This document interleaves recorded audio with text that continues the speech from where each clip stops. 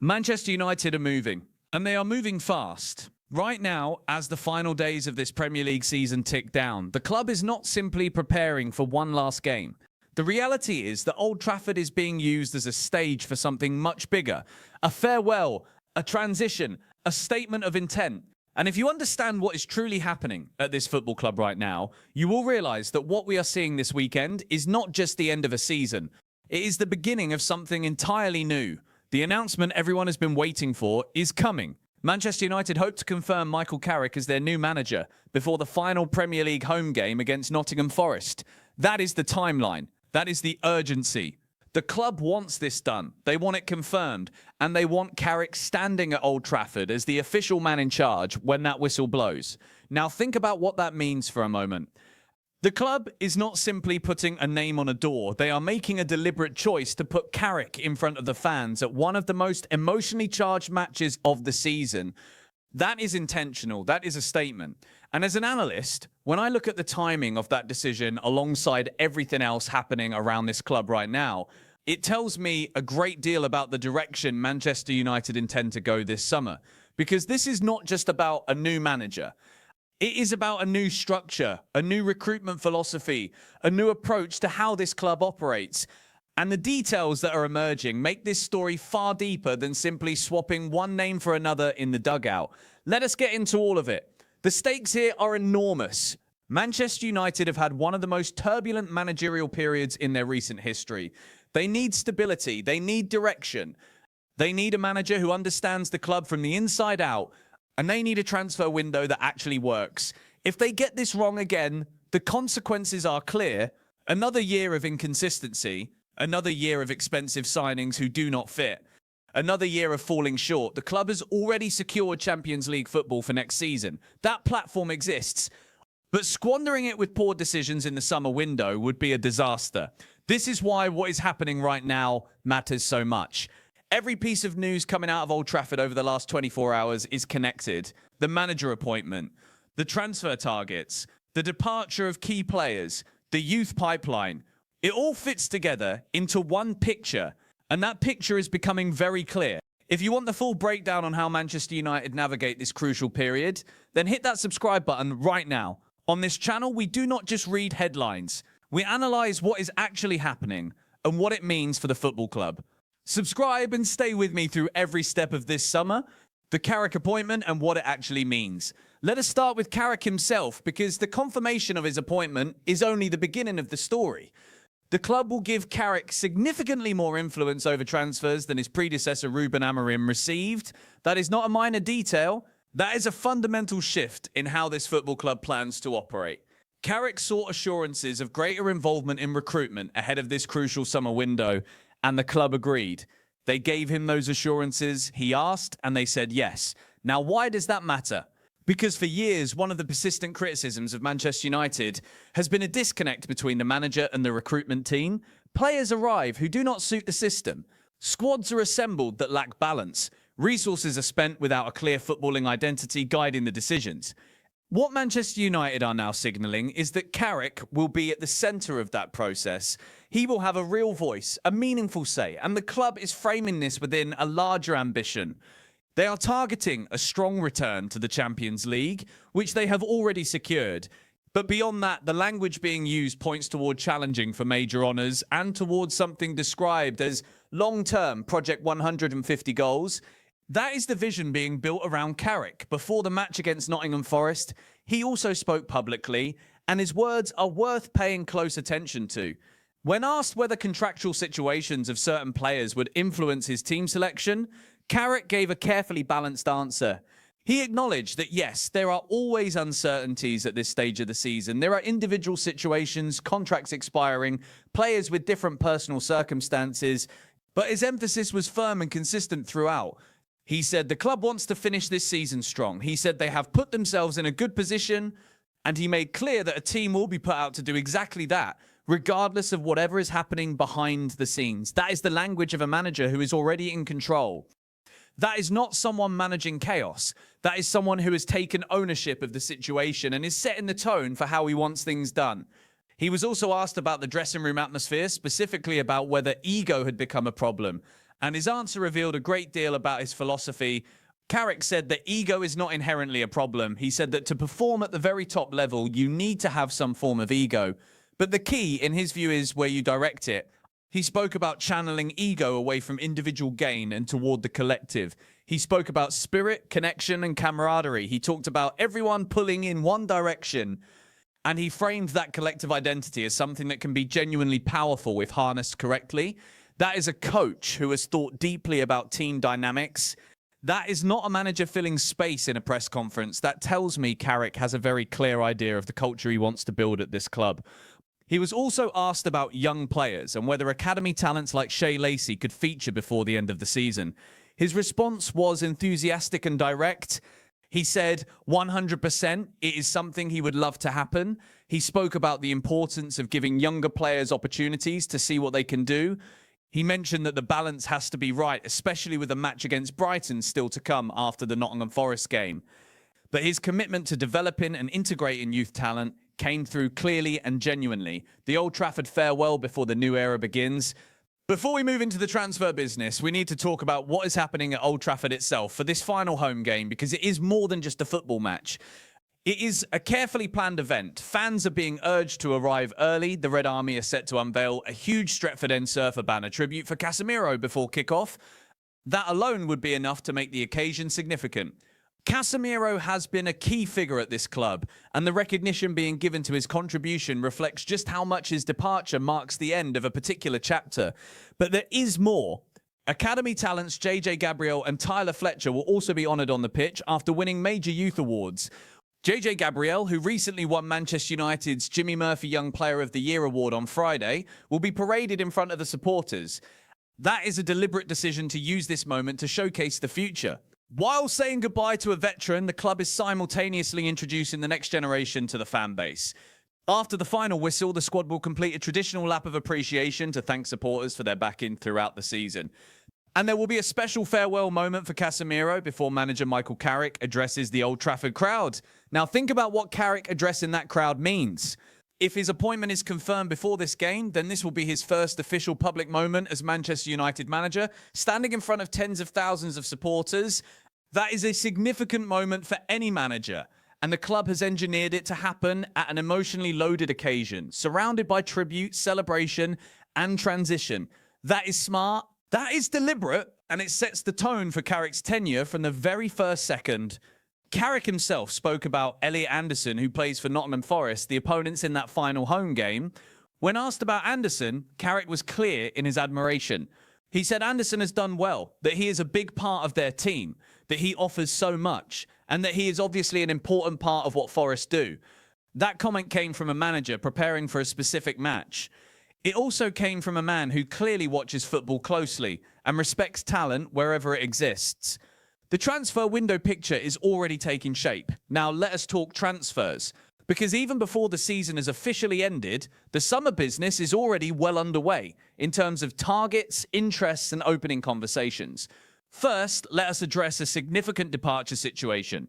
Marcus Rashford. The situation around Rashford and Barcelona is developing quickly. Rashford is now reportedly willing to alter a previously agreed 3-year contract proposal with Barcelona into a 5-year deal. The reasoning is straightforward. He believes that extending the length of the contract could strengthen the chances of making the move permanent. He wants to be at Barcelona for the long term. He wants to commit.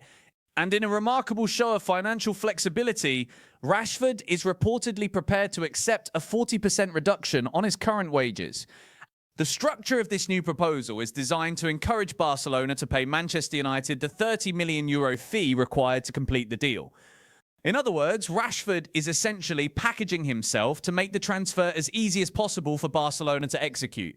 That is a significant development. A player willing to take a 40% wage cut and extend his commitment to 5 years is a player who genuinely wants this move to happen. From Manchester United's perspective, if this deal goes through, they free up a significant wage bill, collect €30 million, and remove a situation that had clearly run its course at the club. That is a clean outcome if it lands. Now let us look at the goalkeeper situation. Trabzonspor, the Turkish club, have reportedly made a formal offer to Manchester United for Andre Onana. They have also made a proposal directly to the player. This is a rumour at this stage. No deal has been agreed, But the fact that a formal approach has been made is significant. Onana's future at Old Trafford has been a topic of ongoing debate, and a concrete offer from Trabzonspor now places the club in a position where they will need to consider their goalkeeper situation seriously this summer. If they sell Onana, they need to move quickly on a replacement. That is a decision that will have major consequences for how the squad takes shape. Moving to Joshua Zirkzee. As Roma continue to show strong interest in the Manchester United striker and are actively making inquiries ahead of the summer window, this is a rumour in the sense that no deal has been agreed, but the interest is described as strong and active. Roma want Zirkzee. They are pushing. That tells me this is a situation that will escalate quickly once the transfer window officially opens. If Manchester United are open to selling Zirkzee, they will likely have options beyond just Roma. But for now, Roma appear to be the most forward-leaning club in this particular pursuit. The incoming transfer targets. Now let us look at who Manchester United are trying to bring in, because this is where things get genuinely exciting. Starting with Mateus Fernandes from West Ham United, this is not just casual interest.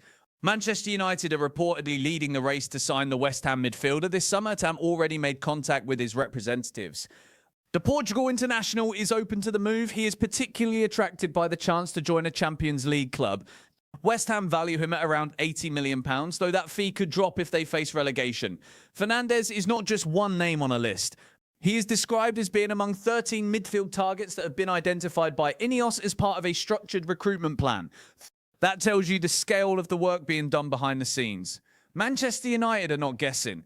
They have done the analysis, they have identified the market, and Fernandes is currently sitting at the top of that list. Being a Portugal international who is open to the move and excited by Champions League football makes this a deal that could move quickly. Now let us talk about Malik Diouf.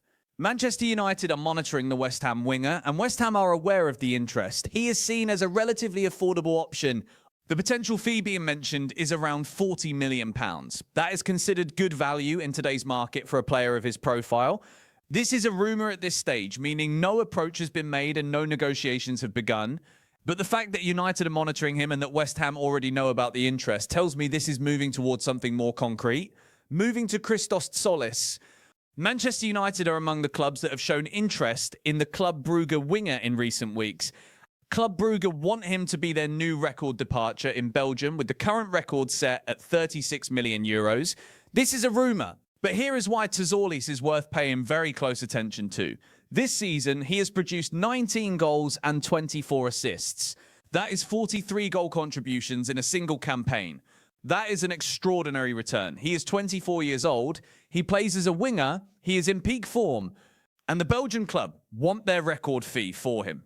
Aston Villa and Juventus are also reportedly interested, which means Manchester United cannot afford to move slowly if they are serious about this one.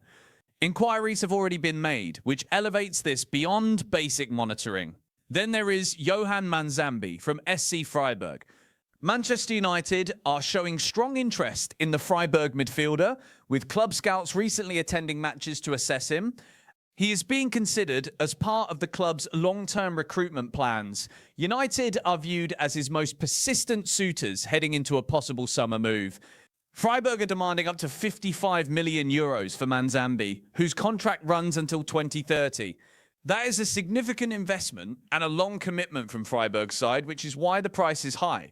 But the scouting activity, the persistent interest, and the fact that United are considered the frontrunners all suggest this is a serious pursuit. And finally, Magnus Akliouche from AS Monaco. Both Manchester United and Tottenham Hotspur are interested in the Monaco attacker. The asking price is £40 million. Akliouche has produced 7 goals and 11 assists this season. He is 24 years old and plays as an attacking wide player. Tottenham are described as keen to be kept informed on his future. Monaco are aware of the growing interest and would likely sell at the right price. The challenge for Tottenham specifically is their lack of European football, which could give Manchester United an advantage. However, it is worth noting that with Matheus Cunha and Brian Beamer already at United, Akliouche would face significant competition for a starting place. That is a factor any player and his representatives will consider carefully. This remains a rumour at this stage, but it is one worth watching. The youth pipeline and what it signals. One element of this story that is easy to overlook but extremely important is what is happening with the academy. The decision to honour JJ Gabriel and Tyler Fletcher at Old Trafford is not just a nice gesture. It is a statement of priorities. JJ Gabriel has been crowned Manchester United's Jimmy Murphy Young Player of the Year. He will stand on the pitch at Old Trafford in front of the fans. That is the club putting its future in the spotlight deliberately. And Carrick's eagerness to give academy players first-team opportunities before the season ends reinforces the message. He wants to see what the young players can do. He wants them integrated with the senior group. He wants that pipeline flowing. That is important context for the transfer window as well.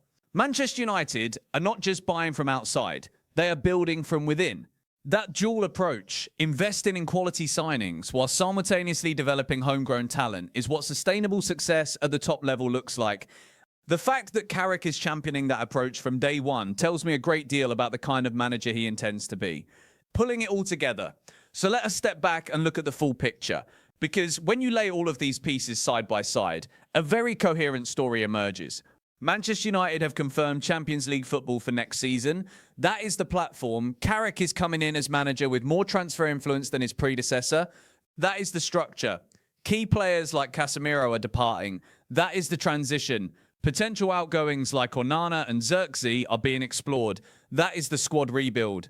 And incoming targets across multiple positions, from Fernandes in midfield to Tzolis and Manzambi in wide areas to Diouf and Akliouche as attacking options, are being actively pursued.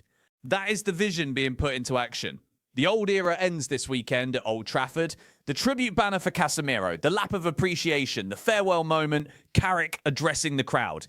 All of it is carefully orchestrated to close one chapter cleanly before the next one begins. And the next chapter has real ambition behind it. Project 150, Champions League challenges. A new manager with genuine authority over how the squad is built. A club that is finally starting to approach recruitment with something resembling a coherent plan. There are still many uncertainties. The Onana situation needs resolving. The Xerxes interest from Roma needs a response. The Rashford Barcelona deal needs to land cleanly.